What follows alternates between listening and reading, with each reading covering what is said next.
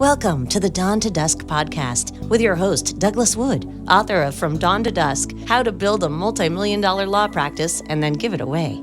In each episode, Doug speaks with distinguished legal professionals who have mastered the intricacies of building a successful law practice and then transitioning to retirement or other fulfilling pursuits when the right time comes. Now, let's join Doug for today's insightful discussion. Welcome to the Dawn to Dusk podcast. I'm your host, Doug Wood. My guest today is Anne-Marie Goodbody, a certified health and wellness coach, speaker, consultant, and one of the most passionate advocates for whole person well-being. Her journey, deeply personal, profoundly human, and increasingly urgent for the legal profession, embodies exactly what Dawn to Dusk is all about. Anne-Marie spent over 25 years working in London, first as a corporate lawyer at Travers Smith, and then in senior business development roles at Weil Gotshal, Slaughter and May, and Reed Smith. She understands in a very real way the pressures, pace, and expectations that high-performing professionals carry each day. But her path took a dramatic turn. After years of pushing through exhaustion, Anne-Marie suffered burnout and chronic fatigue syndrome, an experience that forced her to stop, reassess, and ultimately rebuild not just her work, but her health, her energy, and her identity. That personal crisis became the catalyst for a powerful second chapter. Today, as a registered coach, Anne-Marie blends lived experiences, behavioral science, and strategic insight to help individuals and organizations build sustainable energy, resilience, and well-being. In 2025, she founded Goodbody Wellness Company as an organization to provide practical, evidence-based tools that promote high performance without burnout and to help professionals thrive in demanding roles. Today, we'll explore her arc, the dawn of her legal career, then a turn marked by crisis and radical honesty, and finally, what brought her to a mission to help others protect their health, energy, and humanity. Anne-Marie, welcome to the show. Thank you for having me. So let's get right into it. I'm really thrilled to have you. For disclosure purposes, Anne-Marie and I go back way back in Reed Smith days, and we had the pleasure of working together a little bit in those years, even though she was in London and I was in New York. So that was a really wonderful experience for me. And I'm really thrilled to have her on today. So, Anne-Marie, you spent over 25 years in the legal profession, indirectly or directly, actually, either as a lawyer or as a business development person, for 25 years or more. What initially brought you to become a lawyer and then to switch your traditional law into business development, but still within the legal profession? Yeah, I think it's a real mixture of things, to be honest with you. I'd actually read French originally at university and I'd found it really, really hard. And I had a brother 2 years above me who was doing law. And I just remember thinking, gosh, it just can't be that hard because at least it's in English. So I went off to law school after I'd done my French degree and I just loved the intellectual challenge of it. I loved the fast pace, problem solving, and law just felt like a natural fit for my strengths. I liked how organized it was, and the professionalism of it. And I think when it kind of came to actually starting work, I was really attracted to the prestige and the structure of the city in London, the high standards, the smart people, and having that kind of professional career path. That was sort of something that was important to me. And I enjoyed being part of the team and being part of something big, doing these high value deals for major clients that, you'd see their names in the newspapers. And that was just so exciting to me. But I realized quite early on that I was a worrier. I would worry 2, 3, 4 weeks, 4 months after a deal had closed that the warranties I'd negotiated on an SPA, gosh, they might not stand up in court one day. So I definitely recognized early on that I was a worrier. But I was mega organized, never lost a piece of paper, never lost an email. So those skills were recognized. And it was actually whilst I was at Travers Smith as a lawyer that I was approached back in 2003 to move into business development. So this is kind of at a time when websites were sort of fairly new. Business development wasn't really a thing. The work just tended to kind of walk through the door. So I was really excited about the strategy and the relationship side of things kind of lit me up. The branding, the pitching, having those client conversations. So that was kind of really exciting for me. But success, I think, at that time was something I hadn't thought about a lot, to be honest with you, Doug. I think for me, success was just something that you achieve through effort. And the harder I worked, the more valuable that I felt. So that was important. I like being dependable, but I later realized that I was definitely a pleaser type and couldn't say no. And I just love saying yes to people and helping them out and working late and doing all of that. So that was definitely part of it. And I think I also really needed that external validation. I really wanted the recognition, the praise of good job, thanks very much. So that was definitely part of it for me. So I think my definition of success back at that time was not, trying to keep up or anything. It was just what everyone else was doing. And I was just doing exactly the same. And I just don't think I really had an awareness of what my version of success was and that it just wasn't sustainable. But that was how I sort of started in the law, really.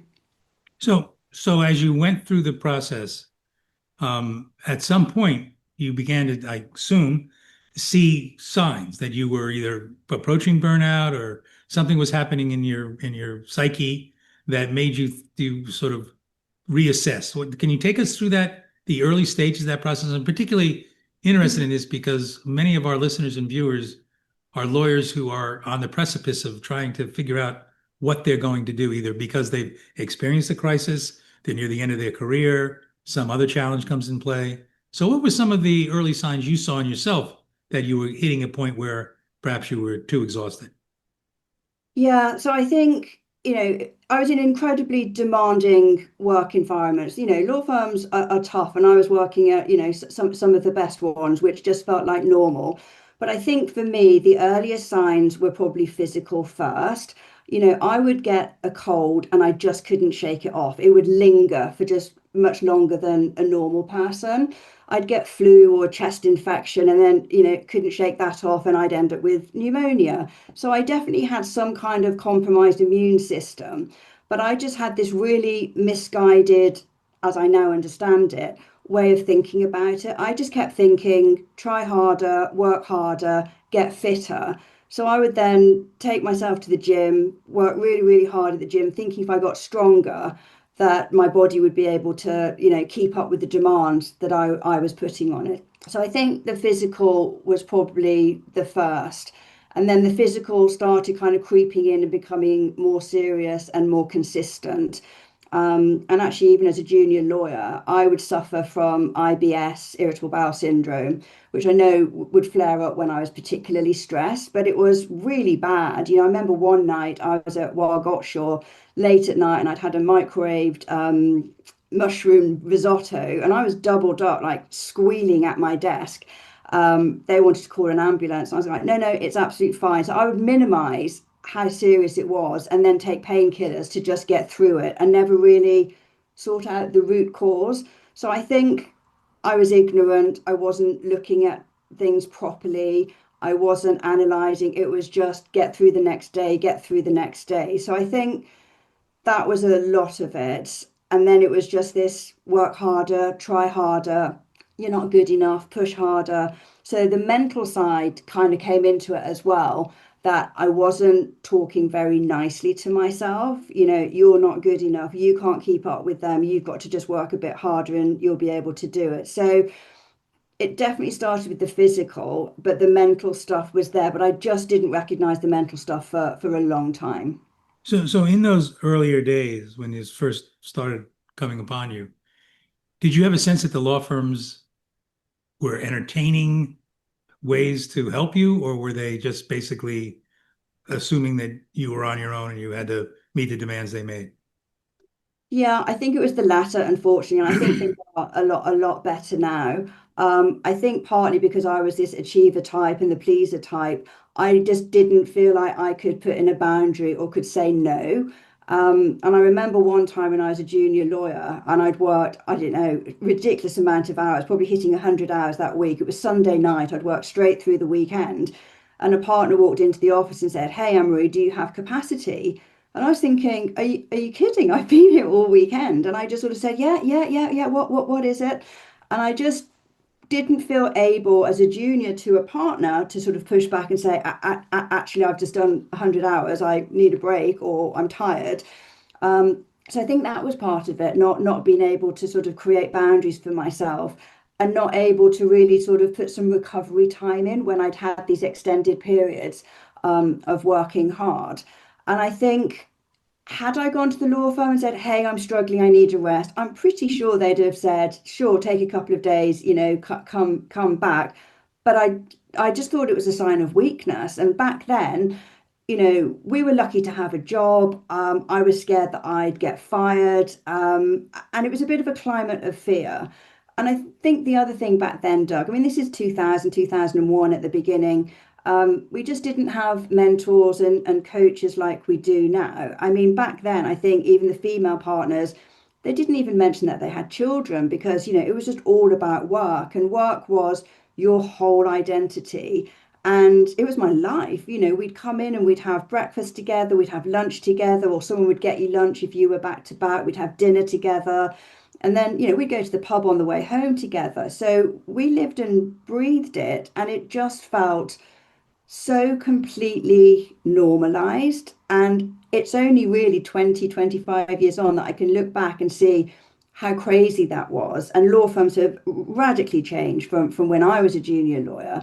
But I think as long as you kept turning up, kept delivering, kept working, they Mhm. just pile on more. They always say give more to the busiest person. So until you're collapsing on the floor, or you're actually strong enough to say, "No, I've got enough on," or "I've got too much on," it just keeps coming.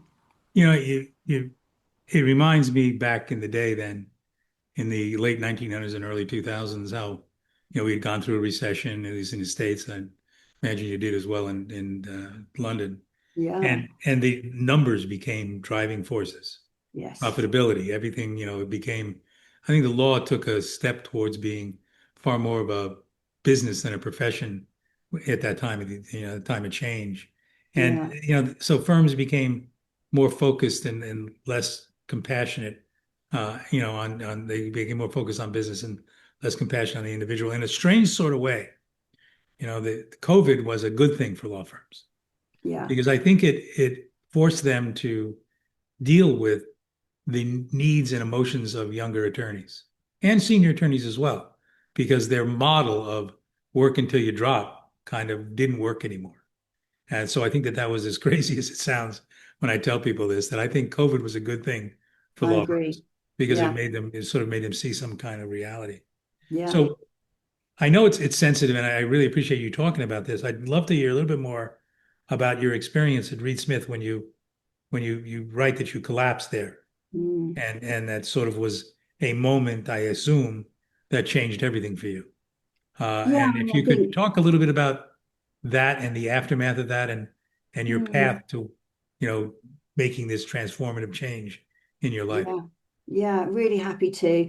And I think the first thing to say is I didn't collapse at Reed Smith because of anything Reed Smith was doing or not doing. This was years in the making. This was coming wherever I was going to be. So this isn't something that, Reed Smith caused. So I want to be really, really clear about that. In fact, Reed Smith were so unbelievably fantastic at looking after me. But yeah, it was one day, it was lunchtime, and I thought I'd just go out and get some bits and pieces. And I just felt this overwhelming sense of weakness, almost like a kind of blood sugar crash that maybe a diabetic would get. And I just remember going and getting a chocolate brownie and getting it into my body as fast as I could. I just needed this sort of sugar hit to kind of get me going. Got back to my desk, turned on my computer, and all the emails were just kind of swirling, and I just felt terrible. So I phoned through to reception. I said, "Oh, look, could I have a key to one of the sleep pods? Because we have sleep pods for lawyers who work crazy hours to have a rest through the night sometimes." So I went into reception, and while she was looking to get the key, I collapsed on the marble floor in the concourse reception of Reed Smith in front of the team there and in front of clients. I was in and out of consciousness. They called an ambulance.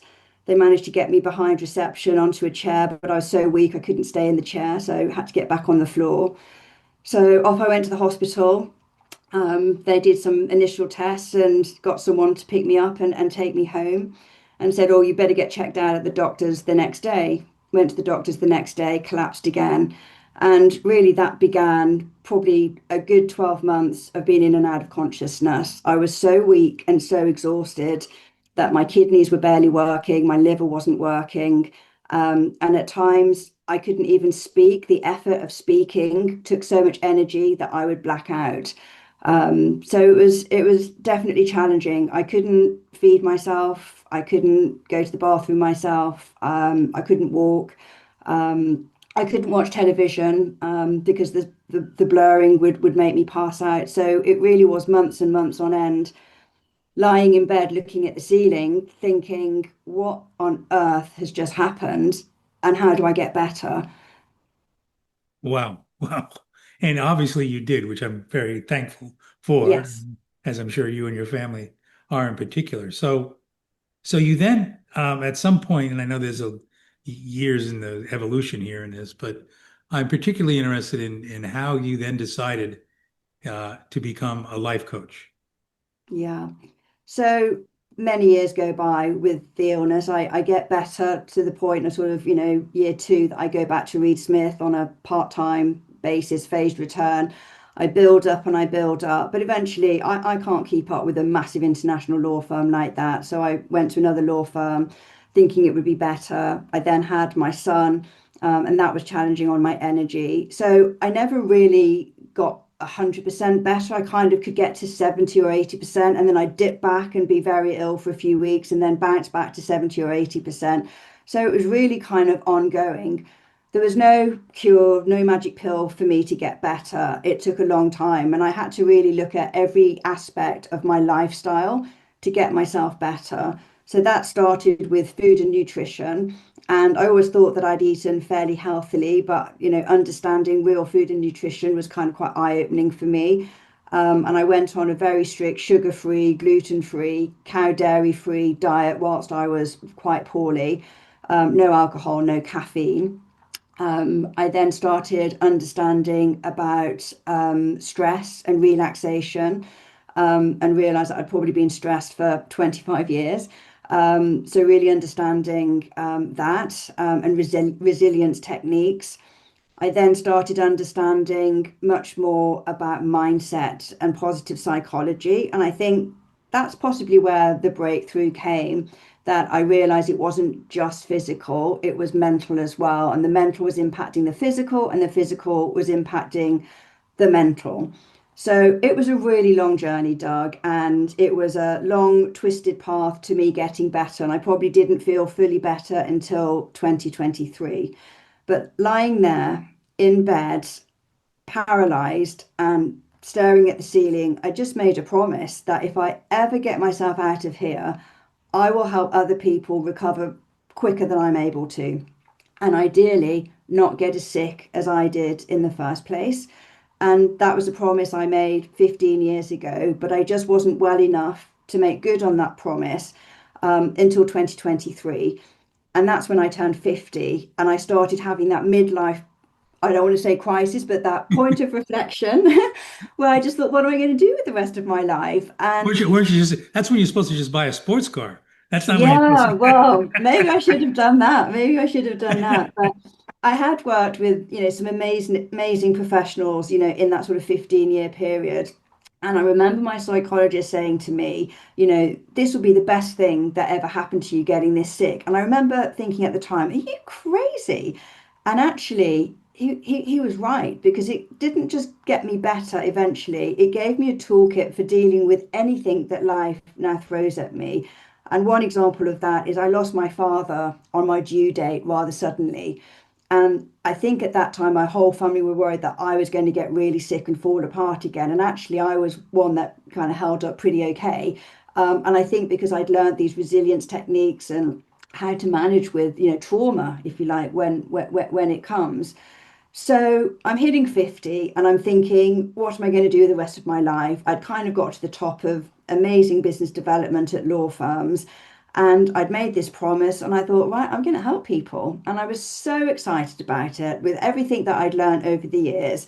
And I think the other part of it, and you mentioned COVID, was long COVID is very similar, if not identical, or perhaps a close cousin to the chronic fatigue syndrome. And that was so in the press, and people were talking about it and being open about their symptoms, that actually helped me sort of be more open about my symptoms and what had happened to me. So the two kind of came together, and I thought, I'm going to help this community of people that have got no energy and are struggling, and there's no tablet, and people don't know how to cure them. So I thought I will train as a health and well-being coach. So I did a diploma in that, and I qualified in the summer of 2024, and just wasn't quite ready financially to just walk away from my day job. I was in legal recruitment at that time, but that was an interesting time because I was talking to lawyers all day, every day. And a lot of the reasons why they were leaving a firm didn't have anything to do with the firm. It was they didn't have the toolkit to deal with the stress of law. And I just kept thinking, it's not going to be different at another law firm. So it was all kind of coming together. And then eventually I just bit the bullet. I got to January this year, things were happening that I just needed to spend more time with my family. I had a conversation with work, and I became a good leaver. And I launched Goodbody Wellness Co. Back in March this year. And as they say, I've just never looked back. And I wake up on a Monday morning and I can't wait to coach my clients and to see the transformation in them and the impact that you can have on their lives by helping them see things differently, is the best work I think I've ever done. So let's rewind a couple of years while you were a recruiter and you Yeah. were encountering lawyers who thought they were coming. Well, they were coming to you to switch jobs or find a new job elsewhere, and you just made an observation that your concern was they were going to find the same thing wherever they went. Did you have conversations with them along those lines that maybe you don't want to be a lawyer anymore? I did have conversations with them, but not, I mean, I wasn't trained in terms of how to coach them and how to question them at that time. But, we did talk a lot, sort of, about law and how difficult it is. And sometimes, teams just need to be different, or it's a particular partner that's old school and they don't want to work like that. So there are definitely challenges, and obviously things can be better structured at other places. But I think the thing that was kind of coming up for me was, but they're still the same person turning up. So unless they also do some work, the law firm's only going to get them part of the way there. Because I think what happened to me would have happened whatever job I was at. It was coming because part of it was I didn't know how to deal with the stress. I wasn't looking after myself. I couldn't create boundaries. So I think if you've got that toolkit, then you're better placed to deal with it. And maybe you don't need to leave work. And if you do, then that's fine as well. But also, maybe law isn't for you, and I think it's okay to say, and I'm finally comfortable with saying, I just wasn't made for law as a lawyer. I mean, I think lawyers are absolutely phenomenal, incredible what they deal with and deal with it for decades. But it just wasn't for me. It's interesting that observation you just made. One of the things that always struck me about lawyers is that the primary thing we do in our profession is solve other people's problems. Yeah, That's kind of the core of it. Whether it could be a positive thing, but it's still a problem. It's a challenge that, we're dealing with things that affect our clients' lives in both positive and negative ways. And it's like the old story of the shoemaker has bad shoes or whatever because they don't take care of themselves. And I've seen so many instances where yeah, lawyers over the years, I've been great lawyers, some fantastic lawyers, but you can just watch, you can see that they're not taking care of their own personal lives. Lawyers who've been through multiple divorces, who've yeah, been estranged from their children, I mean, just their personal lives are in complete mm, disarray. They're almost mm, schizophrenic though. When they walk into the law office, suddenly they're a superstar again, and he yeah, or she can solve anybody's problems but their own. So it's and lawyers, I think, and you'll probably know this better than anybody. Lawyers, as you said earlier, probably see that as a weakness when it's not a weakness. yeah. Yeah, I think that's, you've hit the nail on the head there. Solving problems, looking after their clients, putting them first, putting their family first, and then there's just no time or bandwidth left for putting them first. And then they grow up, they have children, and children take time and energy. And for a lot of them, it's okay, and they can keep going, but for a lot of them, they can't, and they need that self-care, and they need that downtime, and they need that rest and recovery time. But so few of them actually implement that, and that's definitely something I want to change. So that brings me to my next question then is that at Goodbody Wellness Co., you emphasize something you call whole person well-being and sustainable high performance. So Yeah, both high performance and self whole person well-being. I'll get it out. Um, yeah. give me some more information about that. What does that mean? Yeah. So the whole health is about all of your health, so your mental health and your physical health. I think law firms have done such an incredible job in the last decade or so in raising awareness around mental health and how challenging the profession can be on mental health. But it's only part of the picture. I love that it's now psychologically safer to say, I'm struggling, I'm not okay. But I think the bit that's maybe missing is the physical health.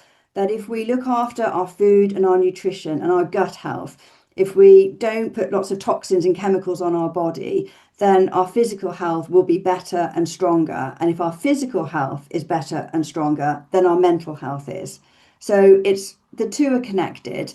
If your mental health is strong, your physical health will be better. If your physical health is strong, then your mental health will be better. So what I coach, Doug, is the whole person, and it's everything that's going on. And it's not just physical and the mental health. It's, the emotional health about relationships and dealing with toxic people. It's financial health and not having that stress and that burden. It's community and a sense of purpose, and waking up with that feeling of, are you happy? Are you doing things that are bringing you joy? So it's so many different facets to it, and it'll be slightly different for different people. And the way that I coach at Goodbody Wellness Co. is coaching the person and not the problem. So I don't have a kind of program of today we're doing emotional health and tomorrow we're going to look at, gut health. It's how is that person turning up and what is the block and the barrier for that person right now to them achieving their goals. So that's in broad terms the kind of work that I'm doing. It reminds me of in my book From Dawn to Dusk, where I talk about my experience in transitioning out. There's one line that kind of goes along with talking about toxic relationships. There's a Yeah. great Sigmund Freud quote I use in the book. And Sigmund Freud said, before you diagnose yourself with depression and low esteem, make, let me say it again. Before you diagnose yourself with depression and low self-esteem, well, I'll tell you, I can't even say a sentence today. I'm going to try one more time. Before you diagnose yourself with depression or low self-esteem, first make sure you are not, in fact, surrounded by jerks. 100%. Yeah, So, 100%. from Sigmund Freud, of all people. When I Of saw all that quote, people. I remember saying to myself, this is one of the great psychologists of all time. Yeah, And he says, yeah, there are jerks in this world. That yeah. you have to when I get on the shout, I will give a shout out as well to Reed Smith because in my years there, 20 some odd years I worked there, I Mm, saw a firm that really was receptive to change and to helping and the rest of it. I remember when they recruited me back in 2004 with my group, and they wined and dined me at all the offices and stuff like that. It was great. And I said to the recruiter at the time at the firm, I said, Michael, I've seen great people, a lot of great people. Where are the jerks? There's got to be, you yeah, can't have a group of lawyers without having some jerks among them. Where are yeah, the jerks? And he said, there aren't any here. We don't tolerate jerks. Which, yeah, Doug, reminds me that so and so, I won't give the person's name, in your group of 22 lawyers isn't coming. We don't want them. And I said, well, right, we're on the verge of merging. What do I do? He goes, why? And he goes, because he was a jerk. He walked into the office, he mistreated the staff, he was arrogant, and mm, we don't tolerate those people. We don't want them. And that's yeah, one of the things that always amazed me, frankly, yeah, about Reed Smith. When I would do recruiting at Reed Smith and bring in lawyers from other big firms, other big law firms, they just didn't buy in to the collegiality until after they became a member yeah, of the firm. And then they would yeah, often say, wow, it was really different at these other law firms. So yeah, another shout out to them because they do some good things. They could do better. Everybody could do better. everyone can do They better. do a good job. They do a good job. Yeah. I think the So big thing for me as well, just to pick up on that point about not having jerks, is, obviously my energy was so depleted. So I talk a lot about energy and jerks. are just energy drainers. And I talk to a lot of people when I'm coaching them to really kind of step back and analyze the people that they're surrounding themselves with. Who are the takers? Who are supportive? Who are the givers? And that's quite interesting work actually when they take that moment to reflect that, yeah, that they've got too many jerks in their life. I remember when my son started a new business many years ago, and he was, it was tough. He was working his ass off and everything else. And he Mm, said, Dad, when am I going to know that I'm really being successful in this? And I yeah. said to him, Josh, you'll know you're successful when you fire your first client because they're jerks. Yes. Oh, And I so like when that. you make Yeah. that moment in your career, when you can honestly say to Yeah. somebody, Because you I don't want to can. work with you. You're a Yeah. jerk. And so Yeah. that's kind of an epiphany moment for a lot of people in the Yeah. profession when that ultimately comes. Love So that. so you've got a new book coming out, Finally Awakened, which Yes. will be out Q1 next year, right? Yes. Yeah, and so that's exciting. Tell us a little bit more about the book and what your message is in the book. Sure. So the book started as a COVID lockdown project. A lot of people have been sort of asking me about, my story and what happened, and people were kind of reaching out about how did you get better? And I've got a friend who's got ME and chronic fatigue syndrome, and they'd love to have any tips. So I was sort of starting to sort of collate what this all kind of looked like. And then I just thought during lockdown, I'm just going to put this all down in a book and go through all the chapters of the nutrition, the tests I did, the psychology, and the emotional journey that I went on from being, a victim and looking at my bed as a prison, thinking I'm never going to get out of here, to that big mindset shift of no, that bed wasn't a prison. That bed was my sanctuary. That bed was my way of getting better.